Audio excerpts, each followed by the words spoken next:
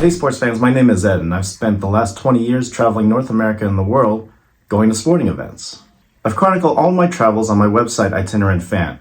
It has guides to all the stadiums in the major American sports leagues, plus some college stadiums and even major venues around the world. Plus it has travel tips, guides to how to plan a sports vacation, ways to save money, and much, much more.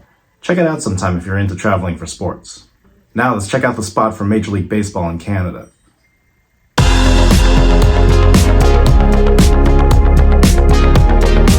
Of Major League Baseball's 30 teams, just one is based outside of the United States. Canada's largest city is Toronto, Ontario, and its baseball team, the Blue Jays, plays at Rogers Centre. The stadium sits between the core of downtown Toronto and the shoreline of Lake Ontario, and to find it, you can simply look up.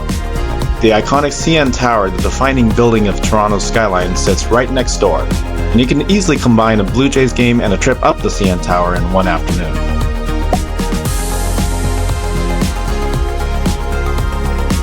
Getting to Rogers Centre isn't difficult. You could use the city's subway system, and taking it to Union Station gets you within a short walking distance of the ballpark. Or if you're already downtown, use Toronto's robust streetcar system. Either way, you'll need to make your way to Front Street, where you can then use one of two paths to cross over a network of rail lines into the stadium's doorstep.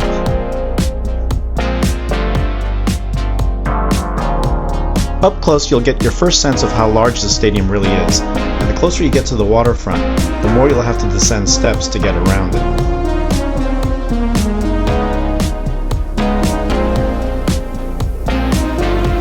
Rogers Centre is a big piece of Toronto's waterfront district, which includes the aforementioned CN Tower, as well as Scotiabank Arena. The home of the Toronto Maple Leafs and Raptors is just a few blocks away. Pre-game, there's plenty to do around the stadiums, including a number of food stands, restaurants, and sports bars, as well as some public space where you can enjoy the outdoors before heading inside to watch some baseball.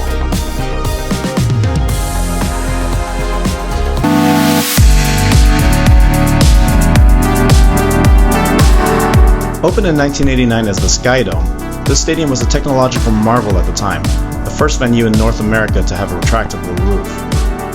It's made up of 4 panels, 3 of which nest underneath each other, while the 4th rotates 180 degrees. My visit came on a chilly opening day in late March, so the roof was closed, but the place was packed. It's an impressive sight to see a full Rogers Centre with the roof closed, but if you'd rather see it open, come in the height of summer. Oh, and sit on the third base side if you want the view of the CN Tower hovering overhead. Anyway, besides the roof, there are a couple more defining features of Rogers Centre. The first is the massive HD video board hovering over the outfield.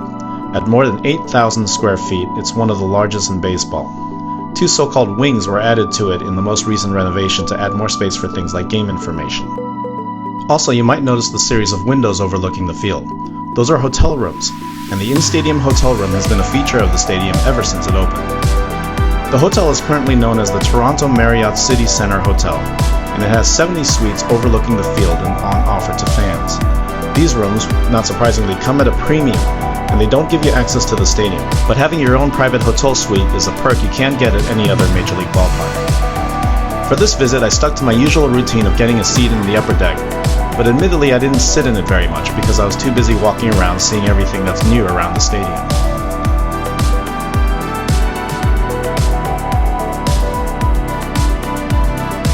By the way, did you know Toronto has its own special song for the 7th inning stretch?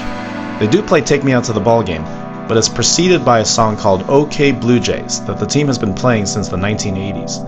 It even comes with a special dance that die-hard fans seem to have well rehearsed, and it goes like this.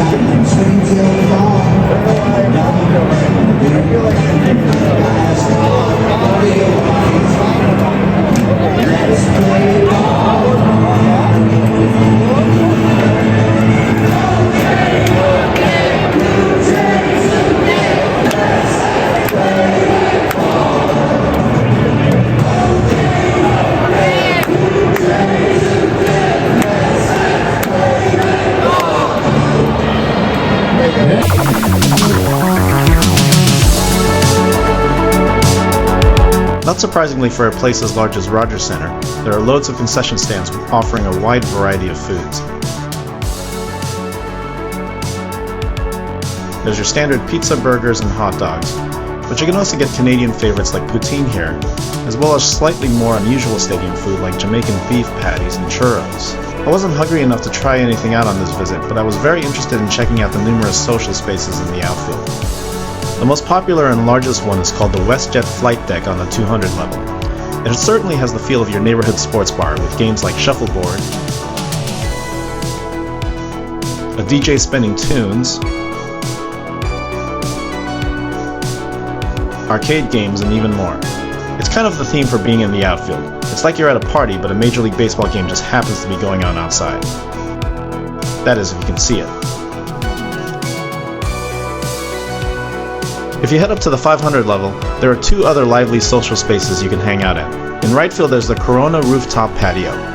This place was like a trendier nightclub, with photo op backgrounds and even live music. It's easy for you to forget you're even at a baseball game in a spot like this.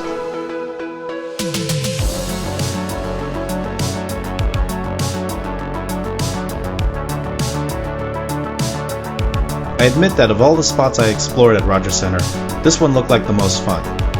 And it was the one I spent the most time in during the game, even without having a drink in hand. And even if you can't see the game, there are plenty of screens on which you can keep track of what's going on, just like your favorite sports bar. In left field, there's TD Park Social, which had all the elements of an outdoor brew pub except dogs running around. You've got lawn chairs and cornhole, and even video game stations. Be sure to do even more roaming around because you can find all sorts of cool standing room spots to take in a half inning or so, and not all of them are in the outfield. Have you seen what's new at Rogers Center? If so, let me know. Leave a comment below and don't forget to subscribe to our channel because we'll be posting a lot more stadium and travel videos. And if you're looking for more info on other major cities or sports venues, head to itinerantfan.com. Happy travels!